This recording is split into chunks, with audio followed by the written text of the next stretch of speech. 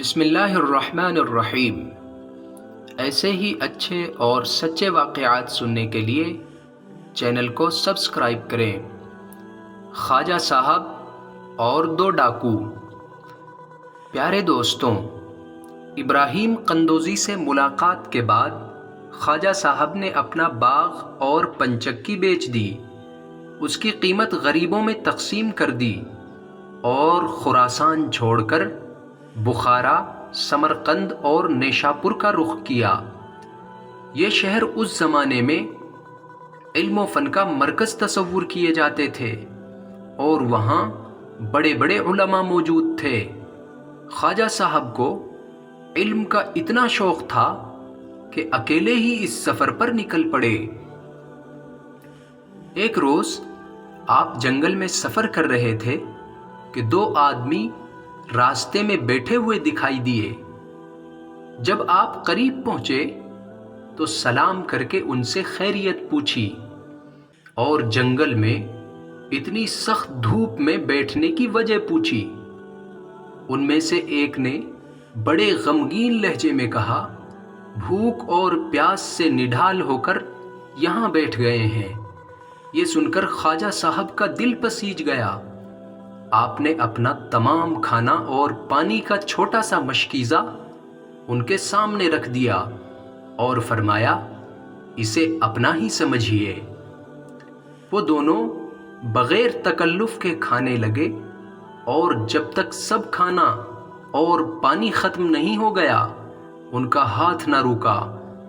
کھانے کے بعد ان دونوں نے کہا، ہم بہت ضرورت مند ہیں، آپ کے پاس اگر کچھ رقم ہو تو وہ بھی دے دیجئے۔ خواجہ صاحب نے اپنی تھیلی ان کے سامنے ڈالتے ہوئے کہا، اگر اس رقم سے آپ کی ضرورت پوری نہ ہو تو میری طرف سے معذرت قبول فرمائیے۔ میرے پاس اگر اس کے علاوہ اور بھی رقم ہوتی تو میں آپ کو دے دیتا۔ اتنا کہہ کر آپ نے سلام کیا اور چل دیے۔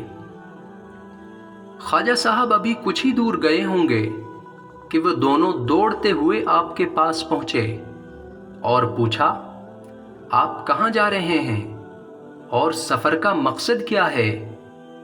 آپ نے فرمایا، میں علم حاصل کرنے کے لیے نیشاپور جا رہا ہوں۔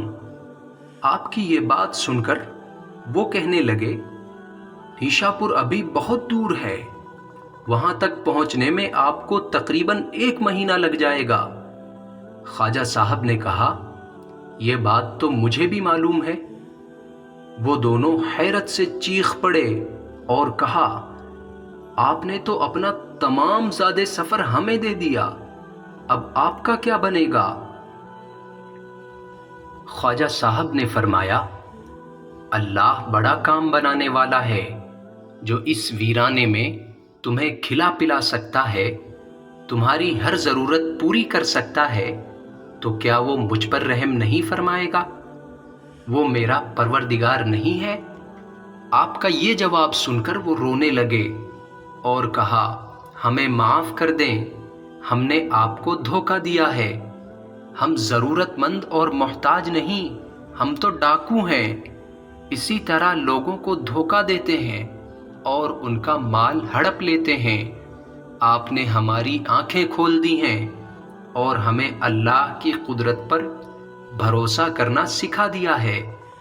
ہم کھانا تو واپس نہیں کر سکتے، لیکن آپ اپنی رقم واپس لے لیں۔ خواجہ صاحب نے فرمایا، کوئی چیز کسی کو دے کر واپس لینا اچھے اخلاق کے خلاف ہے۔ ان دونوں نے بہت اصرار کیا کہ آپ رقم لے لیجئے، آپ کو ابھی بہت لمبا سفر کرنا ہے، مگر خواجہ صاحب کسی طرح نہ مانے اور اپنی راہ چل پڑے۔ کچھ مسافت طے کرنے کے بعد آپ کو ایک قافلہ ملا، آپ اس قافلے کے ساتھ چل دیے۔ سمرقند پہنچ کر خواجہ صاحب نے تفسیر، فقہ اور حدیث کا علم حاصل کیا اور ان میں مہارت پیدا کی۔ علم حاصل کرنے کے بعد روحانی رہنمائی کے لیے مرشد کی تلاش میں نکل پڑے اور کئی شہروں اور ملکوں کا سفر کرتے رہے۔ اس دوران آپ بغداد بھی تشریف لے گئے اور وہاں غوث اعظم عبد القادر جیلانی رحمۃ اللہ علیہ سے ملاقات کا شرف حاصل کیا۔ خواجہ صاحب غوث اعظم کی خدمت میں 5 مہینے تک رہے۔ اس کے بعد خواجہ صاحب نے عراق کا سفر کیا۔ جب آپ عراق کے ہارون نامی قصبے میں پہنچے تو خواجہ عثمان ہارونی کی خدمت میں حاضر ہوئے۔ خواجہ عثمان ہارونی سلسلہ چشتیہ کے ایک بڑے بزرگ تھے۔ خواجہ صاحب عثمان ہارونی سے بہت متاثر ہوئے اور ان سے بیعت بھی ہو گئے۔ تقریباً 2.5 سال تک ان کی خدمت میں رہے۔ اس دوران آپ نے حج کی سعادت بھی حاصل کی۔ خواجہ صاحب ہندوستان کب اور کیسے آئے، اس بارے میں تاریخی روایتیں مختلف ہیں، مگر ایک مشہور روایت یہ ہے کہ 587 ہجری میں حج ادا کر کے جب آپ مدینہ منورہ تشریف لے گئے تو ایک روز آپ کو دربار رسالت سے بشارت ہوئی، معین الدین، تو میرے دین کا معین ہے، میں نے ولایت ہندوستان تجھ کو عطا کی ہے، وہاں کفر و شرک کا اندھیرا پھیلا ہوا ہے، تو اجمیر جا، تیرے وجود سے وہاں کی تاریکی دور ہوگی اور اسلام کا اجالا پھیلے گا۔ خواجہ صاحب نے ارشاد رسول پر عمل کرتے ہوئے اجمیر کا رخ کیا اور افغانستان ہوتے ہوئے ملتان اور ملتان سے لاہور ہوتے ہوئے دلی پہنچے۔ آپ کے ساتھ مریدوں کی ایک بڑی جماعت بھی تھی۔ یہاں ایک مدت تک آپ کا قیام رہا۔ آپ کے اخلاق و کردار نے لوگوں کو آپ کا گرویدہ بنا لیا اور ایک بڑی تعداد اسلام میں داخل ہو گئی۔